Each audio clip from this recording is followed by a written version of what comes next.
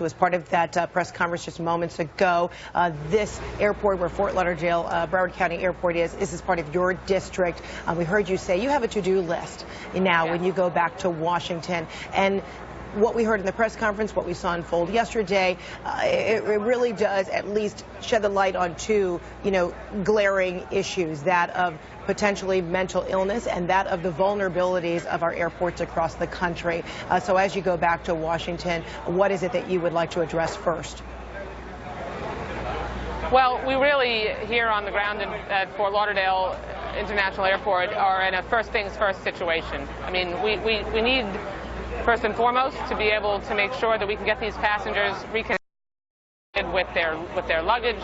Many of them don't have their identification. They're going out on cruises. They're needing to get on airplanes. And so I'm working with the Department of Homeland Security, and we're trying to reach out to all the consulates, in spite of the fact that it's a Saturday, to help make sure that we can get all these passengers on their way and make sure they get the information they need so that they can get their belongings back. And that's going to take a few days and require everyone's patience.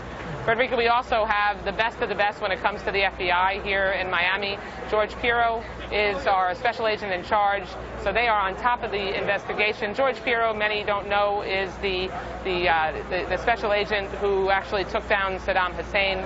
So we are very, very fortunate here in Miami that this investigation is being managed by him and by our incredible Sheriff Scott Israel. That having been said, sorry, go ahead. No, you go ahead. That having been said, we go back into session on Monday in Washington, and there are two questions here, both dealing with the security of airports. We deal with this kind of security question in balancing the ability of the traveling public to travel freely and as unencumbered as possible, while at the same time trying to make sure that we can keep people safe from those who would wish to do them harm. And so we address those things each time after there is an incident that exposes a glaring problem like this one. When we had the shoe bomber, if you recall, we had the guy on the plane who was trying to light his shoes, explosive device with a cigarette lighter, and we banned cigarette lighters at that point. When we had the individual who was trying to use a small amount of liquid to detonate an explosive device, we subsequently banned larger amounts of liquid so that we could minimize the risks to passengers. We can see, and already we're aware, but this obviously exposes it in Technicolor, that baggage claim areas all across the country. I travel in and out of this airport several times a week, and I've traveled all over the country. I've been in actually all of the major airports in this country, and baggage claim areas are not secure. The other challenge that we have is that you are able to check a firearm, and the procedures here in place were followed, but we most definitely, and I am going to go back to Washington and start work on this, need to review the procedures, not only the question of whether or not you should be allowed to check a firearm when you travel at all, rather than ship it or transport it in some other way, but we need to more minutely examine the question of, if you are going to continue to allow that, in what way are we going to reunite you with your firearm? Because if there is still exposure to the traveling public of someone who wishes to do their harm, and like this individual was reunited with their firearm and was able to wreak havoc and kill 5 people and wound 6, it absolutely needs to be addressed. And what more do you know about the 5 who were killed and the number of people who were injured? What do you know about them? And what do you know about the needs of family members who are still trying to get information about their loved ones? The FBI is in the process of notifying the next of kin of those individuals who are deceased, and so that process is ongoing. So I don't have additional information because obviously it's not appropriate to share that before the next of kin are notified.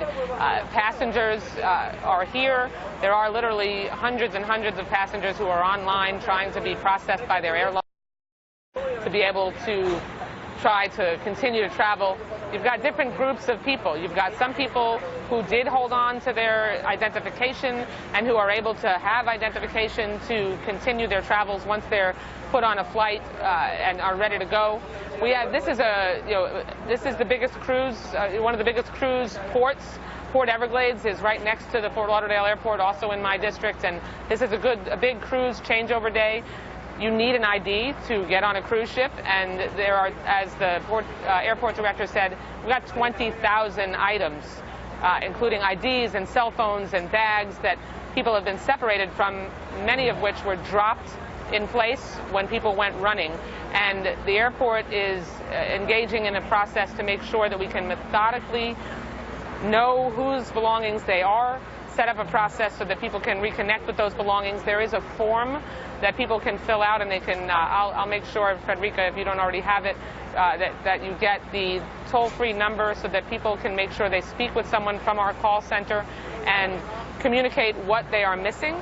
That will be filled out on a form, and when the process is in place, and it's going to require people's patience, because obviously we want to make sure that we don't exacerbate this problem and people lose their belongings or have it stolen by it being given or incorrectly given to the wrong person. So that's going to require some patience. What I'm trying to do at the federal level in our jurisdiction is answer the governor's question of me, is whether we can deal with any kind of a waiver process. We've got literally hundreds of these people who are supposed to go out on a cruise later today, and if you don't have an ID, you are not able to travel on a cruise ship, because all of these ships travel to areas outside the country. And certainly that's the case with people who don't have an ID and need to get on an airplane. So sure. We're looking into that. We're also got some, many foreign travelers. This is an international gateway. We're the gateway to the Latin Americas and many other ports of call, and so we're trying to reach the consulates, all of which unfortunately are closed on a Saturday, to get their emergency contact information, and I'm going to try to connect with the consul generals so we can help foreign travelers as well. All right, a lot of people in limbo, and of course a lot of people still with residual questions as a result of what happened yesterday. Of course, that toll-free number, when we get it, we'll be able to share that. So important. Yeah, we'll be able to share that toll-free number that you suggest with our viewers to help people out. Congresswoman